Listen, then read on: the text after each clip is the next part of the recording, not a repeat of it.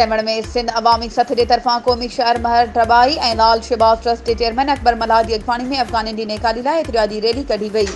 Rally में सिंधी अदबी संगत ऐं सिंध यूनाइटेड पार्टी क़ौमपरस्त अॻवाननि, सियासी समाजी अॻवाननि धुरिन वरियंग में शिरकत कई।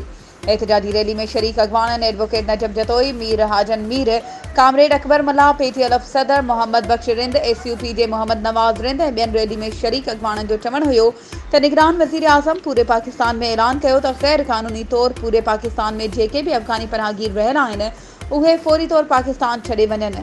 समूरी सिंध जे मुख़्तलिफ़ शहरनि में अफ़गानी पनाहगीर पंहिंजा कारोबार करे रहिया आहिनि। हिन महिल ताईं सिंध हुकूमत जे तरफ़ां कंहिं अफ़गानी पठाणनि जे मथां का बि कार्रवाई न कई वई आहे।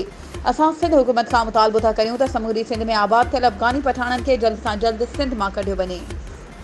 वधीक ख़बरूं ऐं अपडेट्स जे लाइ असांजे चैनल खे सब्सक्राइब कयो ऐं हा, बेल आइकन खे प्रेस करणु न विसारिजो त जीअं असांजी हर नई अचण वारी वीडियो तव्हां ताईं पहुची